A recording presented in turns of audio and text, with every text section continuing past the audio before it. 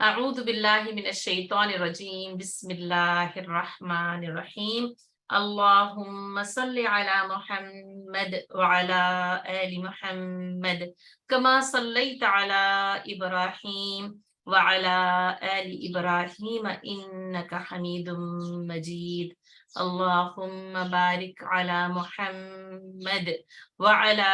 آل محمد کما بارکت علی ابراہیم وعلى آل ابراہیم انک حمید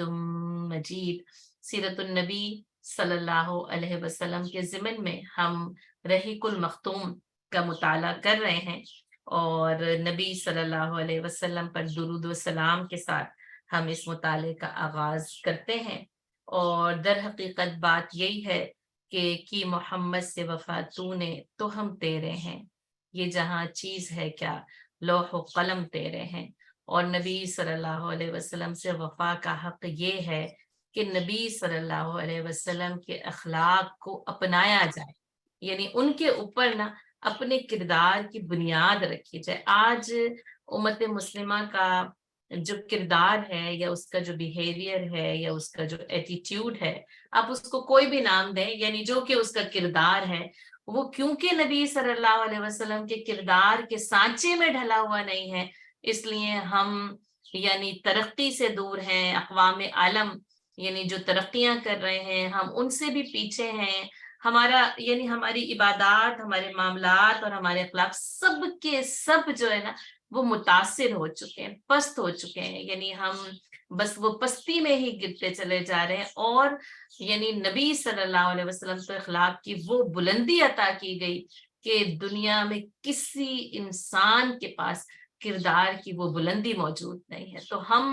پھر انہی کے پیروکار ہیں، انہی کی امت میں سے ہیں، ان سے عشق کا، ان سے محبت کا دعویٰ کرتے ہیں۔ دراصل اصل عشق، اصل محبت، اصل پیروی کیا ہے کہ وہ اتباع رسول ہے اصل میں کیا کہ بس ان کے پیچھے پیچھے چلتے چلے جانا، ان کے نقش قدم کے اوپر اپنے قدموں کو، اپنی زندگیوں کو، اپنے کردار کو ڈال دینا، اور ہم زندگی کے تمام مراحل کو طے کرتے جاتے ہیں، اور مشکلات ہوں، آسانیاں ہوں، خوشیاں ہوں یا غم ہوں، لیکن نہ سنت نبوی صلی اللہ علیہ وسلم کو بھول جاتے ہیں۔ تو یہ والا جو چیپٹر ہے مصنف کا، اور آپ دیکھیں گے کہ یہ پوری یعنی کتاب کو نا، یعنی پوری سیرہ کو، آپ صلی اللہ علیہ وسلم کی پوری زندگی کو اپنے اندر سمیٹتا ہے۔ اگر ہم دیکھیں تو دوسرے مصنفین نے، کیونکہ یہ تحقیقی مقالہ ہے تو ظاہر ہے اس میں ترتیب ضروری تھی، مراحل اور واقعات کا بیان کرنا جو ہے وہ لازم و ملزوم تھا، لیکن اگر آپ دیکھیں تو بہت ساری سیرہ کی کتابیں صرف اور صرف نا کمال نفس اور مکارم اخلاق کے اوپر مبنی ہوتی، یعنی صرف اور صرف اخلاق نبی صلی اللہ علیہ وسلم، اور اس میں سے جو ایک ایک پوائنٹ ہے نا وہ ایک پوری کتاب، اور یعنی کتابوں پر کتابیں لکھی گئیں اور لکھے جانے کے لائق ہے۔ تو ہم اس کا ایک ایک پوائنٹ جو ہے وہ پڑھتے جائیں، اور میری یہ کوشش ہے آپ کے ساتھ کہ ہم اس کو بہت اچھی طریقے سے سمجھ کر، اختیار کر کے اور شعور کے ساتھ پڑھیں کہ آخر یعنی اس کا صحیح مطلب کیا ہے اور اس بلندی کردار کو اپنانا کیسے۔ اس میں سب سے پہلے جو نبی صلی اللہ علیہ وسلم کی فصاحت و بلاغت کی بات ہوئی ہے، اور اصل میں اس سے بھی پہلے حلیہ مبارک صلی اللہ علیہ وسلم بیان کیا گیا تھا، یعنی اخلاق و اوصاف کے ضمن میں نبی صلی اللہ علیہ وسلم کی شخصیت کا ایک وہ خاکہ جو کہ واقعی لفظی اور ادبی تصویر ہمارے سامنے ہے، اور صحابہ کرام نے بہت بہترین انداز میں بڑے احسن طریقے سے نبی صلی اللہ علیہ وسلم کا حلیہ مبارک بیان کیا ہے۔ اور اس کے بعد یعنی وہ اس حلیے پر جو یہ مکارم اخلاق چھایا ہوا ہے، یعنی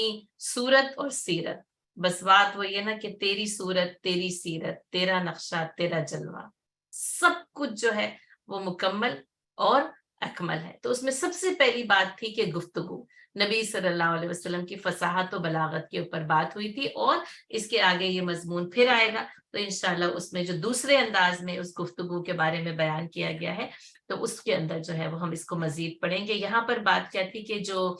گفتگو کی جو لطافت ہوتی ہے اس کا جو ادب ہوتا ہے، اس کی جو فصاحت و بلاغت ہوتی ہے، اس میں آپ صلی اللہ علیہ وسلم جوامع الکلم سے نوازے گئے تھے. آپ مشکل زبان نہیں بولتے تھے، آپ صرف اور صرف نا یعنی مشکل ترکیبوں کا انتخاب نہیں کرتے تھے، بلکہ آپ ہر قبیلے سے اس کی زبان یعنی وہ جس طریقے سے باتوں کو گفتگو کے ساتھ سمجھتے اور بیان کرتے ہیں، آپ صلی اللہ علیہ وسلم اسی طریقے سے بیان کیا کرتے تھے. اور بہت خوبصورت بات تھی کہ آپ صلی اللہ علیہ وسلم میں بدویوں کا زور بیان اور قوت تخاطب اور شہریوں کی سی شستگی الفاظ اور شگفتگی اور شائستگی جمع تھی. اور تیسری چیز کیا؟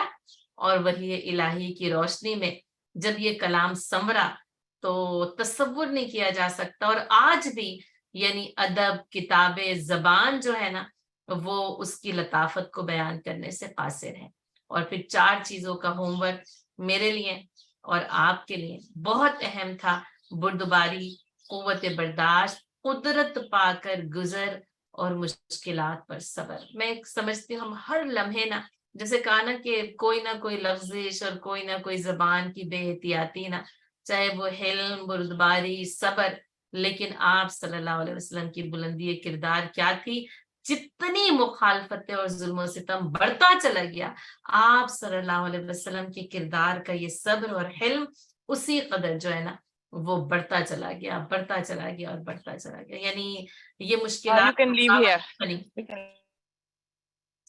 یہ مشکلات جو ہے وہ رکاوٹ نہیں بنی، بلکہ ان مشکلات نے نبی صلی اللہ علیہ وسلم کے کردار کو مزید جو ہے وہ سنوار دیا تھا. اور اس کے بعد ہم پڑھ رہے ہیں حضرت عائشہ رضی اللہ تعالی عنہا کی روایت کہ نبی صلی اللہ علیہ وسلم کو جب بھی 2 کاموں کے درمیان اختیار دیا جاتا تو آپ صلی اللہ علیہ وسلم وہی کام اختیار فرماتے جو کہ آسانی کا کام ہوتا. تو دوسری یعنی تیسری بات یہ ہے، اس میں آپ نے یعنی فصاحت و بلاغت کا آپ پوائنٹ رکھیں گے. یہ 4 چیزیں ایک ساتھ سمیٹتی ہیں، یعنی جیسے کہ اس کو بیان کیا اور یعنی صبر اور حلم اس میں لکھ سکتے ہیں، اور اس کے اندر یہ 4 چیزیں جو ہے وہ بہت زیادہ یعنی اہم ہے. اور پھر کیا ہے کہ آسانی ہے نا، اور الدین یسر، اس کے بارے میں ہم اپنی پچھلی کلاس میں بات جو ہے وہ کر چکے ہیں. اللہ تعالیٰ خود کہتا ہے کہ اللہ تعالیٰ تمہارے لیے جو ہے نا وہ یرید بکم اليسر، اللہ تمہارے لیے نا آسانی کا ارادہ کرتا ہے. اللہ کا ارادہ آسانی کا، اور اللہ نے واقعتاً ہمارے لیے آسانی کا ارادہ کیا ہے. دین الدین یسر، دین کو کہا کہ بس یہ آسانی ہی آسانی ہے نا. ان مع العسر یسرا اور فإن مع العسر یسرا، ان مع العسر یسرا. اور کہا کہ پھر کیا ہے کہ تنگی کے ساتھ آسانی، تنگی کے ساتھ آسانی، ان مع العسر یسرا ہے نا. اور پھر یہ بھی ہے کہ اور جو ہے نا وہ تنگی آتی تو ہے لیکن آسانی کے ساتھ آتی ہے. تو آسانی ایک تو یہ کہ ہمیں اپنے لیے آسانی چاہیے نا، کہ ہم ہر کاموں میں آسانی کو اختیار کریں. اور جب بھی آپ صلی اللہ علیہ وسلم کو 2 کاموں کے درمیان اختیار دیا جاتا تو آپ صلی اللہ علیہ وسلم وہی کام اختیار فرماتے جو آسان ہوتا. آپ دیکھیے، میں یہ سمجھتی ہوں ہم دیکھتے ہیں، اور آج کی آپ کی یعنی میں ہوں یا ہماری نئی جنریشن ہو یا جو بھی چیزیں ہمارے پاس حالات کے تناظر میں ہے نا، ہم اکثر دیکھتے ہیں دین کو نا مشکل بنا کر پیش کیا جاتا ہے یا جاتا رہا ہے یا کیا جا رہا ہے. اچھا، اور یا پھر یہ کہ وہ اتنا لبرل اور اتنا یعنی آسان کہ وہ دین ہی نہیں لگتا. تو آپ دیکھیں یہ جو ہے نا کہ یہ نا میانہ روی جو ہے نا کہ جس کے اندر یعنی کاموں کے درمیان، مشکلات کے درمیان اور یعنی محنت مشقت کے ساتھ نا آسانی کی راہ کو اختیار کرنا.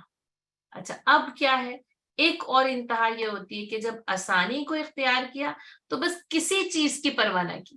لیکن کہا جب تک کہ وہ گناہ کا کام نہ ہوتا، کیونکہ جیسے گناہ جو ہے نا وہ آسانی سے ہو جاتا ہے. اچھا، اب آپ یہ دیکھیں کہ جو ہے وہ جوئے کو جو ہے وہ میسر کہا جاتا ہے نا، یسر سے نکلا ہے. تو یعنی اس کے اندر کیا ہے کہ اس کو کہا گیا کہ آسانی سے ہاتھ لگ جانے والی رقم، کیونکہ اس میں وہ محنت نہیں ہوتی، کھودنا نہیں پڑتا،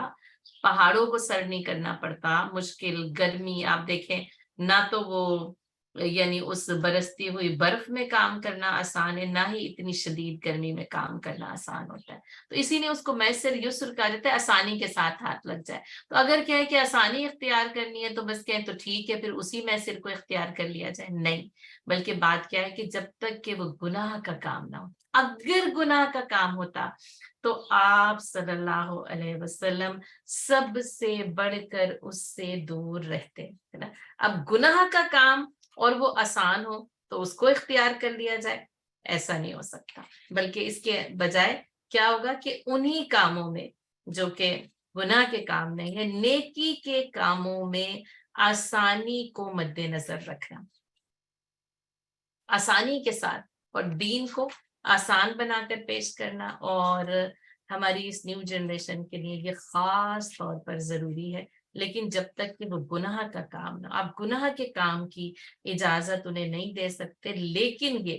کہ جو ہے نا یعنی آسانی کا دین اور جس چیز کی اجازت جو ہے وہ ہمیں ملتی ہے. ابھی پچھلے ہی ہفتے ہماری ایک اور کلاس میں ایک اور پلیٹ فارم پہ ایسے ہی یہ ظاہر عید الاضحیٰ کے بعد جو ہے وہ عید کی پارٹی کا پروگرام تھا، اور مدرز ڈاٹر ایونٹ رکھا گیا تھا، یعنی بیٹیوں کو بھی بلایا گیا تھا اور ماؤں کو بھی. اور ماشاء اللہ سے جیسے اس میں بہت ساری مائیں اپنی بیٹیوں کے ساتھ جو ہے وہ آئیں، اور اس کے ساتھ ساتھ جیسے کچھ بہویں اور ساس ایک ساتھ آئیں. تو بات یہی ہو رہی تھی کہ بچیوں نے اس بات کو واقعتاً بہت پسند کیا، اور پھر ظاہر ہے ان کی ماؤں نے، اور کچھ ماؤں سے جو پہلے بھی بات چیت تھی کہ جیسے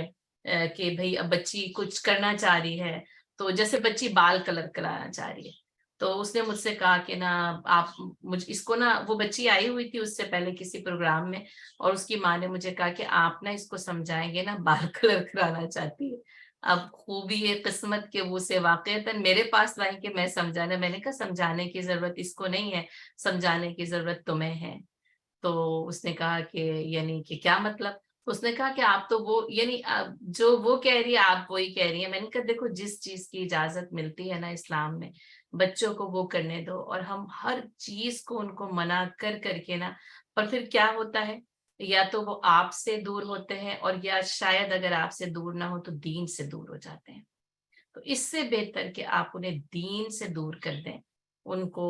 وہ بات جو کہ جائز ہے، تفریح ہے، جائز طریقے سے کی جاتی ہے. اور وہ بچی اس وقت بال کلر کرا کے آئی ہوئی تھی اور بہت خوش تھی. یعنی بس ایک چھوٹی سی جس کو کہتے ہیں خواہش، اسلام نے کلر کرانے کو تو منع نہیں کیا نا، ہاں بے پردگی کو منع کیا گیا. آپ بے پردگی کو منع کریں، اس کے بارے میں تو نہ آپ سوچتے ہیں، یعنی نہ مائیں سوچتی ہیں، نہ بچیاں، نہ ان کو کوئی تعلیم دی جاتی ہے. اب اس چیز کو منع کیا جائے جس بات کی کوئی اصل ہے ہی نہیں. تو ایک تو یہ کہ آسانی، دوسری بات جو جائز تفریح ہے نا اس کا راستہ نہ روکے. ہر انسان کی فطرت میں یعنی اس جائز تفریح کی طرف میلان موجود ہے، اور جب اللہ نے اس فطرت میں رکھا ہے تو اس کو جائز طریقے سے پورا کرنے کی جو ہے وہ اجازت اللہ تعالیٰ نے دی ہے. یہی حلال اور حرام کے قوانین میں ہم یہ دیکھتے ہیں کہ اللہ تعالیٰ نے بھوکا رہنے کو تو نہیں کہا نا، لیکن حلال کے ذریعے اس بھوک کو دور کرنے کا انتظام کیا گیا ہے. تو یہ کہ آسانی کو اختیار کریں، آسان دین آسانی کے ساتھ ان کو بتایا جائے، لیکن وہ گناہ کا کام ہے، ان کو گناہ کے کاموں سے دور ہونے کی تلقین حکمت کے ساتھ، پیار کے ساتھ، محبت کے ساتھ، آسانی کے ساتھ، ہاں کبھی ڈانٹ اور سختی کے ساتھ بھی،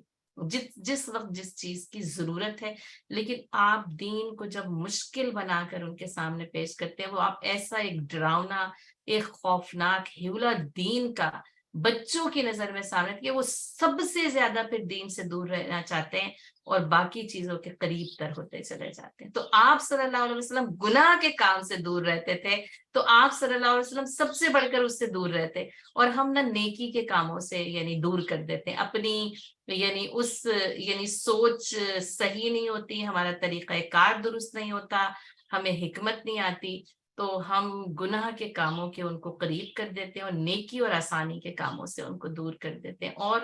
یعنی اس میں کچھ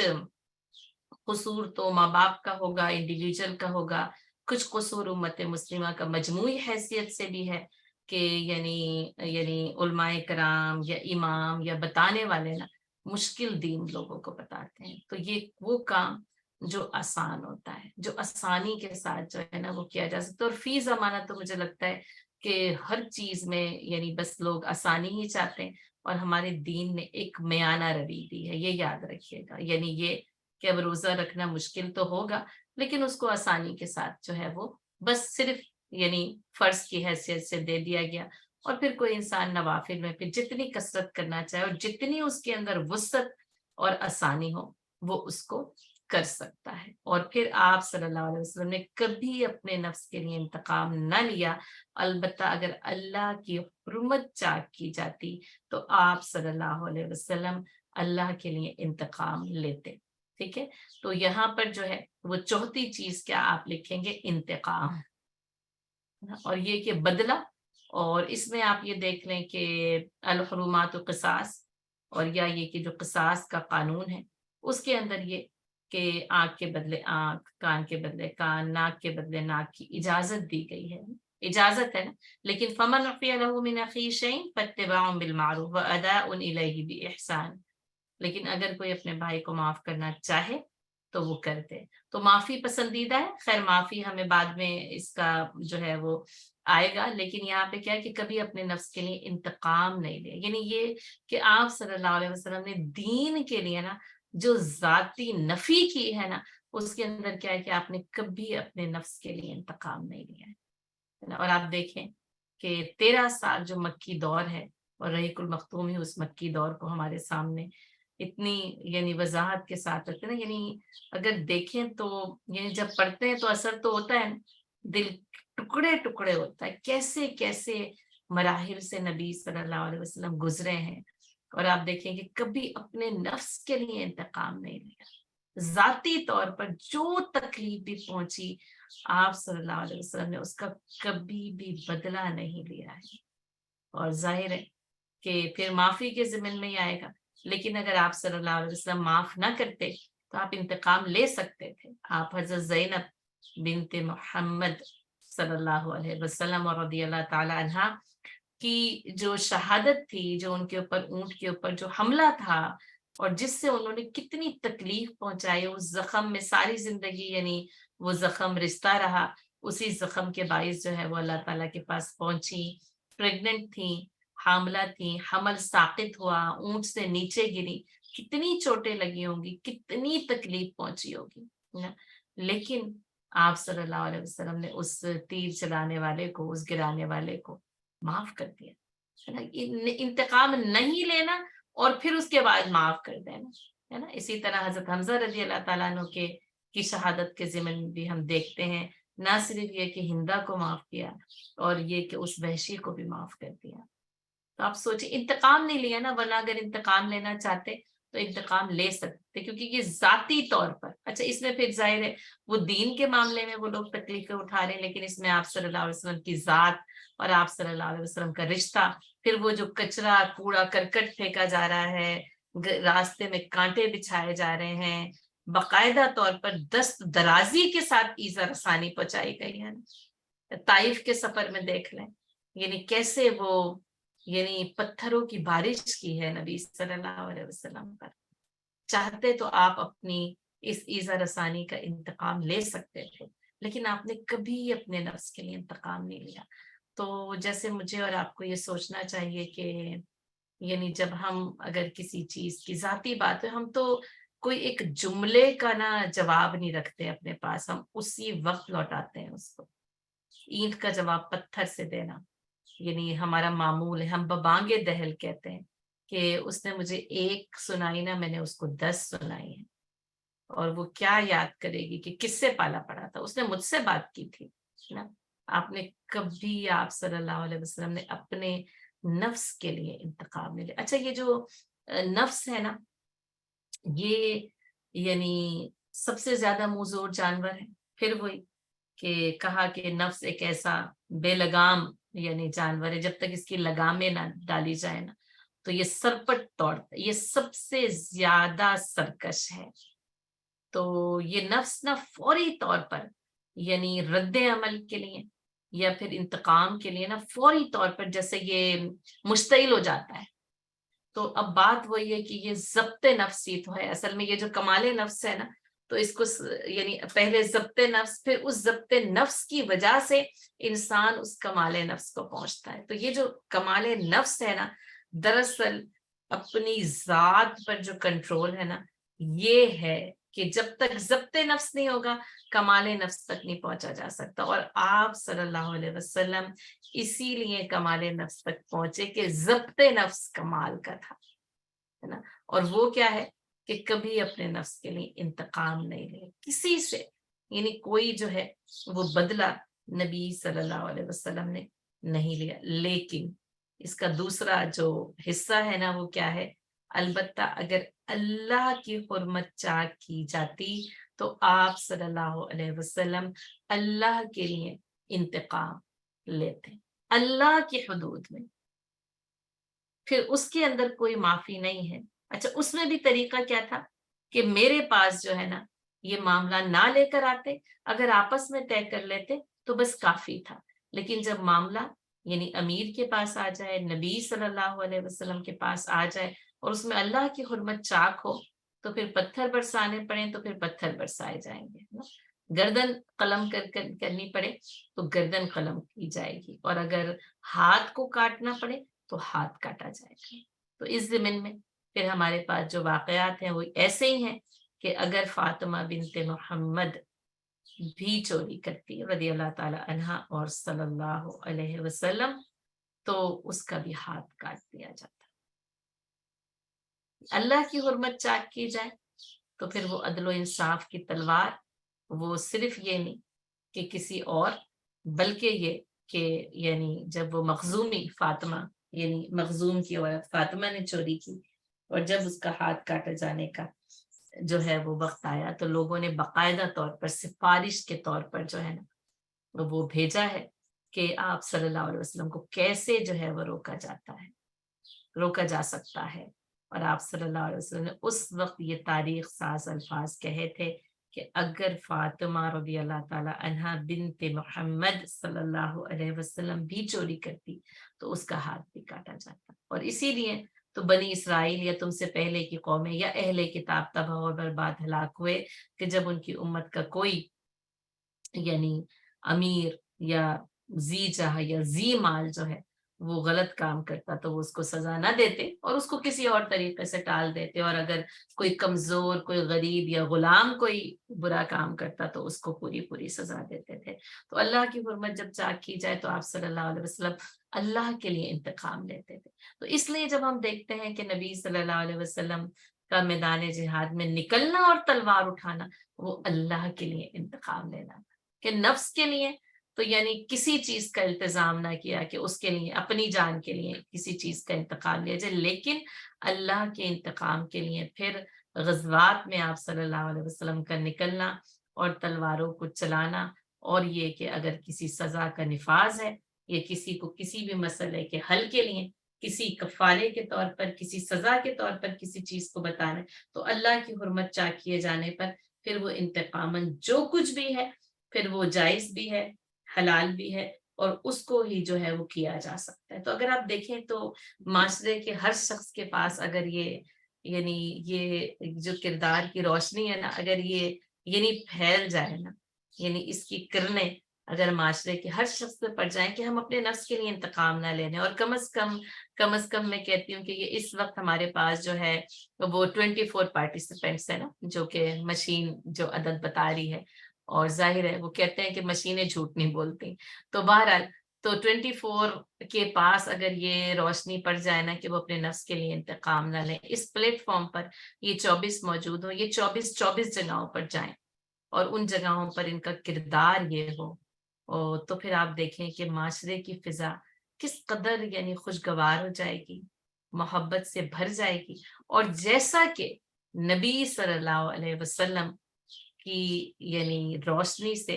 جب صحابہ کرام کی زندگیاں منور ہوئیں تو وہ جو 1,24,000 یا 1,44,000 تھے، جب وہ اپنے یعنی گھروں میں قبیلوں میں اپنے جب وہ سرکل میں اپنے دائرہ کار میں گئے اور جب انہوں نے وہ روشنی پھیلائی تو اسی لیے تو کہا نا کہ یعنی میرے جو صحابہ ہیں سب سے جو بہترین لوگ ہیں نا، سب سے بہترین زمانہ the best of the best وہ نبی صلی اللہ علیہ وسلم کا زمانہ تھا، کیونکہ وہ لوگ نبی صلی اللہ علیہ وسلم سے براہ راست اس سورج کی روشنی سے اخذ کر رہے تھے اور اپنی زندگیوں کو منور کر رہے تھے. اور یہ سورج نا تا قیامت تک اسی طرح روشن رہنے والا ہے. بس بات یہی ہے کہ ہم اپنی زندگیوں کو اس روشنی اور اس حرارت سے کیسے منور کرتے ہیں. اچھا، آپ صلی اللہ علیہ وسلم سب سے بڑھ کر غیظ و غضب سے دور تھے اور سب سے جلد راضی ہو جاتے تھے. اب آپ دیکھ لیں، یعنی ہر چیز نا ایک دوسرے سے کنیکٹڈ ہے، ایک دوسرے کے ساتھ مربوط ہے. یعنی ظاہر ہے اب جب کوئی شخص اپنی ذاتی نفس کے لیے کوئی انتقام لے گا ہی نہیں، تو آپ دیکھ لیں پھر وہی کہ صبر اور حلم ہے نا. پھر صبر اور حلم یہاں آتا ہے. پھر ظاہر ہے جب وہ صبر اور حلم اس انداز میں ڈھل جاتا ہے تو غیظ و غضب سے دوری ہے. بس محبت، رحمت اور مہربانی کا مرقع ہے نبی صلی اللہ علیہ وسلم، اور سب سے جلد راضی ہو جاتے تھے. اور آپ دیکھ لیں ہم ناراض ہوتے ہیں نا تو ہم کہتے ہیں کہ قیامت تک یا مرتے دم تک ہم کلام نہیں کریں گے، ہم بات نہیں کریں گے، ہم معاف نہیں کرتے. اور آپ صلی اللہ علیہ وسلم سب سے جلد راضی ہو جاتے ہیں. یعنی لوگوں سے ظاہر غلطیاں ہو جاتی ہیں، مشکل مسائل، کوئی بھی ایسی بات، لیکن یہ نہیں کہ اب ان سے یعنی راضی نہیں ہوا جائے گا. بس اس نے تو یہ کہہ دیا نا، بس میرا اور اس کا جو ہے نا وہ جینا مرنا ختم ہے، قطع تعلق ہے نا. لیکن کیا ہے کہ آپ صلی اللہ علیہ وسلم سب سے جلد راضی ہو جاتے تھے. یعنی ظاہر ہے کہ ایک تو یہ کہ غیظ و غضب سے دوری تھی. آپ صلی اللہ علیہ وسلم یعنی غصہ نہیں کیا کرتے تھے. یہ غصہ اصل میں اس کو یوں سمجھیں کہ اچھا یہ غصے کی بھی غیظ و غضب کی جو کیفیت ہوتی ہے نا، جو غصے سے بھی جا کر جو ہے وہ زیادہ بڑھ جاتی ہے. اچھا یہ انسانی فطرت اور انسانی طبیعت کے اندر یہ جتنی جو کیفیات اور جذبات ہیں نا جن کو قابو کیا گیا ہے، یہ انسانی فطرت اور طبیعت کے اندر موجود ہوتی ہیں، غصہ، غیظ، غضب. لیکن اصل میں یعنی جس چیز کو منع کیا گیا ہے یا جس کو کہا جاتا ہے نا کہ غصہ کرنا حرام ہے، اس کی کیا ہے کہ غصے کا آ جانا یعنی مطلقاً یا یوں کہیں کہ وہ حرام نہیں، اصل میں اس کا اظہار کس طریقے سے ہو وہ ہے حرام. اور وہ ہے غلط طریقہ کہ اس کو جیسے وہ جو کہتے ہیں نا کہ اس غصے کو امپلیمنٹ کیسے کیا ہے آپ نے، اس کو کیسے آپ نے ٹیکل کیا ہے، آیا ہے بہت شدید ہے، اس کے بعد اس کا اظہار کس طریقے سے ہوا ہے. تو آپ صلی اللہ علیہ وسلم سب سے بڑھ کر غیظ و غضب سے دور تھے. بس یعنی پہچان کیا تھی کہ آپ صلی اللہ علیہ وسلم کے چہرے کا رنگ جو ہے وہ تبدیل ہو جاتا تھا، ہے نا. یعنی وہ چہرہ نا جیسے وہ ایک آئینہ ہوتا ہے نا، تو بس آپ صلی اللہ علیہ وسلم کے چہرے کا رنگ تبدیل ہوتا تھا. اور جیسے اگر زیادہ اس میں شدت آتی نا تو آپ کے یہ جو پیشانی ہے اس پر ایک جو بیچ میں جو ایک رگ ہوتی تھی وہ ابھر آتی تھی. اور صحابہ کرام اس سے ہی سمجھ جاتے تھے کہ آپ صلی اللہ علیہ وسلم کو یہ بات جو ہے وہ پسند نہیں آ رہی ہے. اور جیسا کہ ہمیں کئی مقامات پر پتہ چلتا ہے کہ کہا کہ کیا یعنی تم لوگ، اور جیسا کہ حضرت ابوبکر صدیق رضی اللہ تعالیٰ عنہ جو آپ صلی اللہ علیہ وسلم کے سب سے بہترین چہرہ شناس تھے، اور جب ایک بار حضرت عمر رضی اللہ تعالیٰ عنہ آئے اور تورات کے کچھ اوراق پڑھ رہے تھے، اور حضرت ابوبکر صدیق رضی اللہ تعالیٰ عنہ نے کہا اے عمر تم دیکھتے نہیں ہو کہ تم یہ پڑھتے جا رہے ہو نبی صلی اللہ علیہ وسلم کے چہرے کا رنگ جو ہے وہ تبدیل ہوتا چلا جاتا. تو فوراً نا یعنی ان اوراق کو رکھا حضرت عمر رضی اللہ تعالیٰ نے اور کہا رضیت باللہ ربا وبالاسلام دینا وبمحمد نبی و رسول. اچھا اور آپ دیکھیے اب فوراً آپ صلی اللہ علیہ وسلم کی وہ کیفیت تبدیل ہوئی. بس وہ بات جو کہ قیامت تک کے لیے مسلمانوں کو بتانی مقصود تھی بتا دی، اور آپ صلی اللہ علیہ وسلم ان سے راضی ہو گئے. اب یہ نہیں کہ آپ ان سے ناراض رہتے اور ہمیشہ جو ہے وہ ان سے کسی چیز کو جو ہے وہ دل کے اندر باندھ کر رکھ لیا جاتا، ایسا کچھ نہیں تھا. اور بس یہ بھی ہم انشاءاللہ اس میں آگے بڑھتے جائیں گے اور دیکھتے جائیں. اور یہ بات نا یعنی دوست اور دشمن سب کے لیے یکساں تھی. اس ایک بات کو یعنی یاد رکھنا. اور اصل میں پھر بات یہ ہے کہ کمال یہی ہے کہ صرف یہ نہیں کہ مہربانوں کے لیے، دوستوں کے لیے، جان نثاروں کے لیے، بلکہ کمال یہ ہے کہ جان کے دشمنوں کے لیے اور خون کے پیاسوں سے آپ صلی اللہ علیہ وسلم راضی ہو گئے، اور آپ صلی اللہ علیہ وسلم سب سے جلد راضی ہو جاتے ہیں۔ پتہ یہ ہوتی ہے یعنی راضی برضا ہونے کی کیفیت، اور اس میں نا انسان کا نفس بھی اطمینان پاتا ہے، وہ سکون پاتا ہے، اور وہ نا بے چینیوں اور اضطراب سے دور اطمینان قلب کے ساتھ زندگی گزارتا ہے۔ تو اس بات کو سمجھنا ہے، یاد رکھنا ہے۔ ایک تو اپنے غصے اور غیظ و غضب کی کیفیت۔ اچھا دیکھیں بات کیا ہوتی ہے، ایک تو کوئی ہوتا ہے اس کو آتا ہی نہیں ہے، تو اس کے لیے تو کیا ہے کہ بڑی آسانی ہو جاتی ہے، لیکن اس پر عمل پھر کس نے سب سے زیادہ کرنا ہے؟ جس کو آتا ہے، بہت آتا ہے، بڑی شدت کے ساتھ آتا ہے، اور طوفانی انداز میں آتا ہے، اور جب آتا ہے نا پھر سب کچھ اپنے ساتھ بہا کر لے جاتا ہے، تو اس کو لگامیں ڈالنا ہے۔ اور اس میں دیکھتے جائیں آپ کی یعنی ہماری فطرت میں جو جیسے کسی میں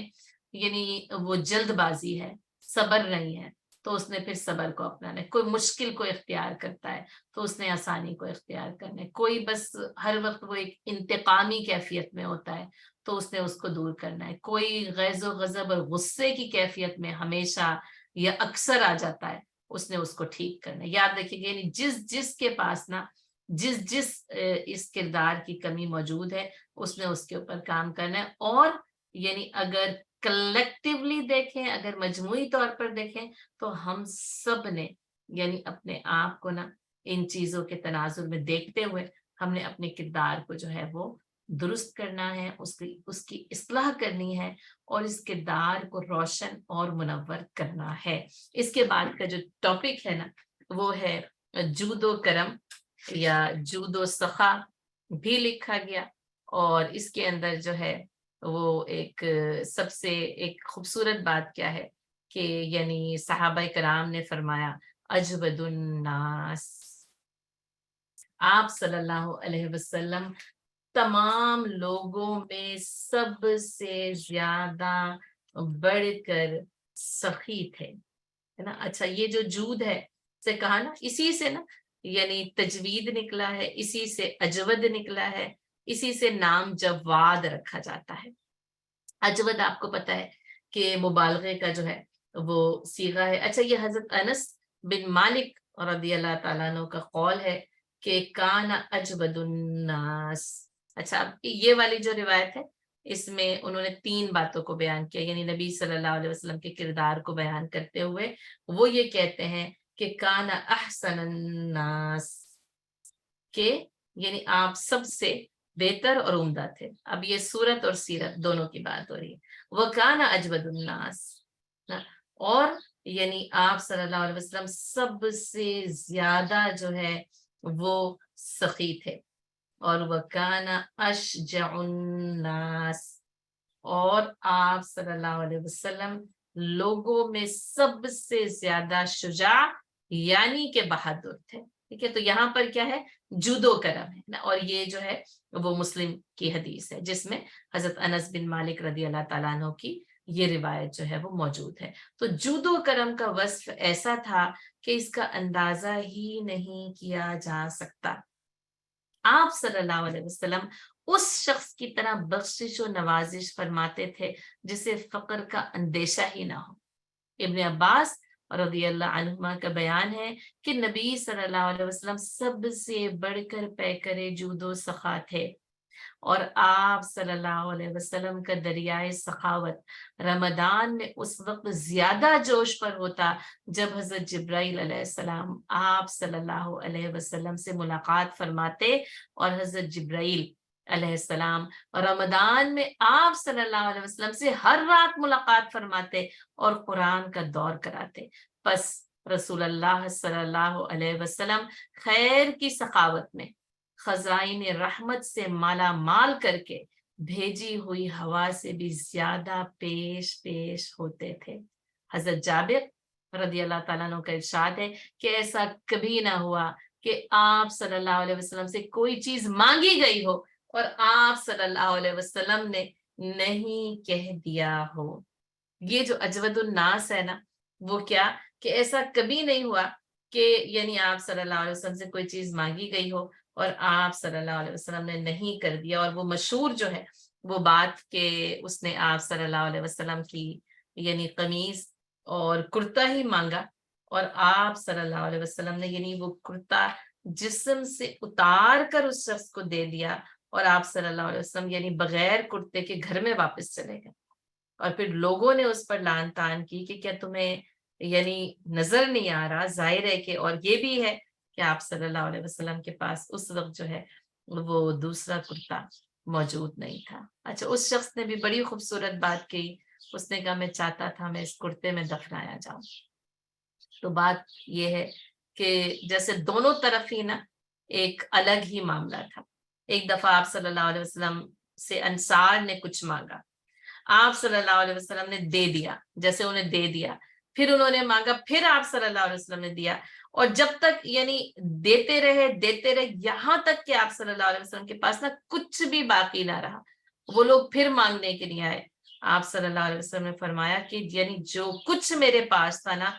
میں تمہیں یعنی دے چکا ہوں، اور اگر میرے پاس کچھ ہو تو میں اس کو تم سے بچا کر نہیں رکھوں گا۔ یعنی عالم یہ ہے کہ وہ سارا کا سارا کچھ جو ہے نا وہ یعنی دے دیا گیا ہے۔ اسی طرح غزوہ حنین کے بارے میں جو کہ ہم تفصیلاً پڑھ آئے ہیں، اس کے متعلق بھی اسی طرح کے واقعات بہت سارے نقل کیے گئے، کیونکہ اس میں آپ صلی اللہ علیہ وسلم کو بہت زیادہ مال غنیمت ملا تھا، ہے نا۔ جو کچھ ملا نا تو آپ صلی اللہ علیہ وسلم نے اس کو دے دیا۔ اور آپ کو یاد ہوگا کہ پھر وہ جب آئی ہیں حضرت شیمہ قیدی بنا کر، اور ان کو یعنی پوچھا گیا اور کہا گیا کہ سارے قیدی آزاد کر دیے جائیں، تو پھر وہ قیدی تو تقسیم ہو چکے تھے، پھر تمام صحابہ سے کہا گیا کہ ان سارے کے سارے یعنی قیدیوں کو جو ہے نا وہ یعنی واپس کر دیا جائے، تو پھر صحابہ کرام نے اس کو واپس کیا۔ تو یعنی جو کچھ آپ صلی اللہ علیہ وسلم کو ملا آپ نے دے دیا، پھر آپ راستے میں واپس آئے تو کچھ بدو پھر آئے، اور وہ یعنی وہ مانگ رہے تھے، اور یہاں تک کہ وہ آپ صلی اللہ علیہ وسلم پر یعنی جیسے ایک حاوی ہوئے، اور یہاں تک کہ آپ صلی اللہ علیہ وسلم کی جو یعنی چادر مبارک تھی نا وہ آپ صلی اللہ علیہ وسلم سے جسم سے اتر کر ان کے ہاتھ میں آ گئی، اور آپ صلی اللہ علیہ وسلم نے جیسے کہا کہ میری چادر مجھے واپس دو، اللہ کی قسم اگر اس پورے کے پورے یعنی جنگل یا اس جنگل میں موجود جتنے درخت ہیں نا، اگر میرے پاس اتنا بھی سامان یا اتنے جانور یا اتنے اونٹ ہوتے تو میں تم سب کے سب تم کو دے دیتا، اور تم مجھ کو بخیل نہ پاتے۔ یعنی میں بخیل نہیں ہوں، اور یہ کہ جو کچھ بھی تھا نا تو وہ دے دیا گیا ہے، وہ دیا جاتا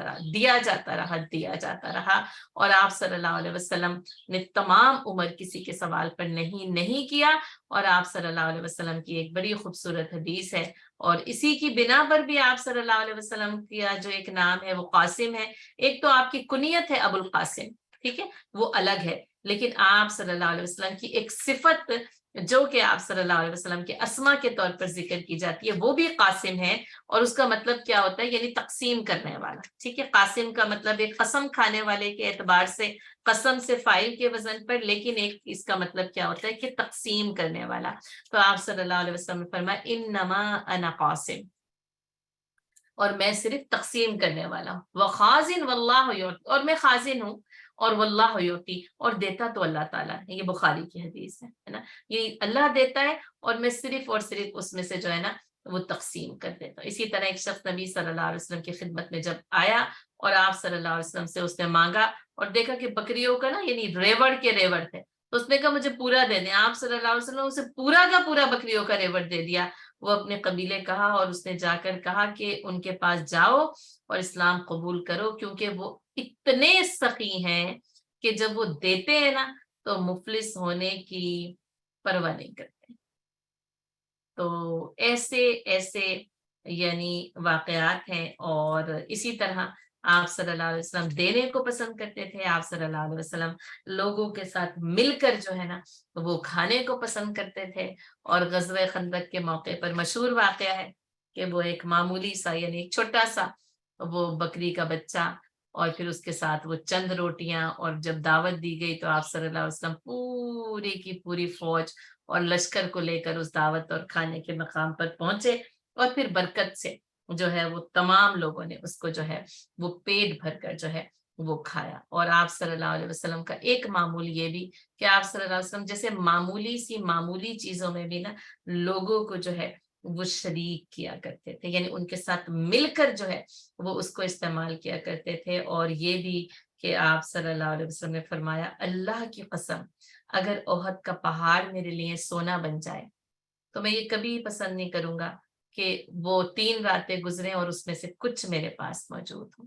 بلکہ یہ کہ میں اس کو سارا کا سارا جو ہے وہ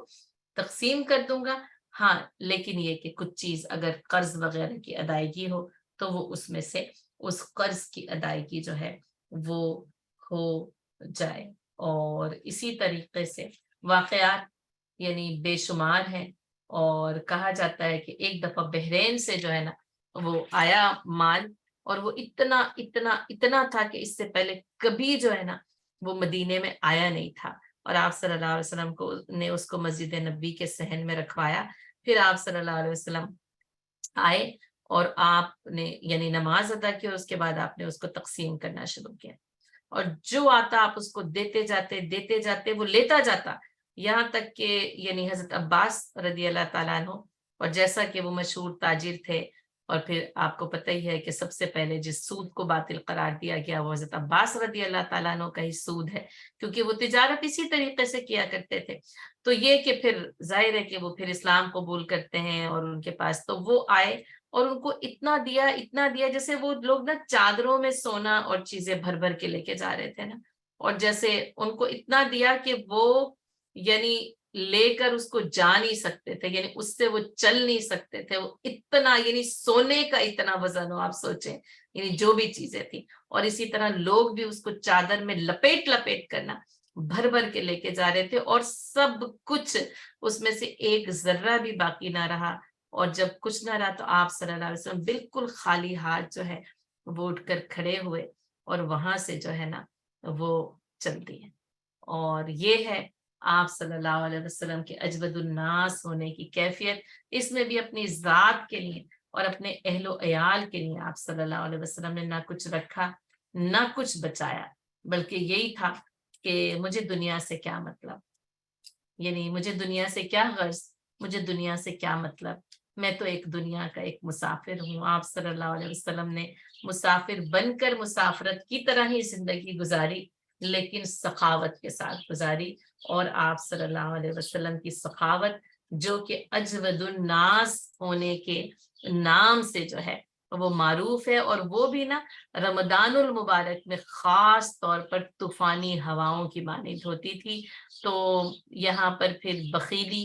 کو بھی دیکھ لیا جائے، اور یہ کہ جب ہم بچا کر رکھتے ہیں اور ہم دیتے نہیں ہیں یا دینا نہیں چاہتے یا دے چکے ہوتے ہیں نا، تو پھر ہم کہہ رہے ہوتے ہیں کہ بس اب یعنی بہت ہو گیا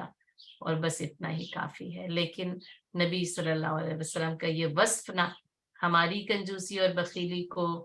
دور کرنے کے لیے بہت زیادہ معاون و مددگار ہمارے لیے ثابت ہونا چاہیے، اور اللہ کی دی ہوئی عطا میں سے دینا۔ اور بات یہی ہے کہ جتنا دیا جاتا ہے نا پھر وہ اللہ تعالیٰ اس میں اتنی ہی برکتیں عطا کرتا رہتا ہے۔ ما نقص من مال صدقہ، یہ نبی صلی اللہ علیہ وسلم کی سخاوت ہی ہے جو یہ بتاتی ہے کہ صدقہ دینے سے مال کم نہیں ہوتا ہے، بلکہ اس کے اندر جو برکتیں شامل حال ہوتی ہیں ان برکتوں سے انسان جو ہے وہ زندگی کو گزارتا ہے۔ اللہم بارک لنا فی ما رزقتنا،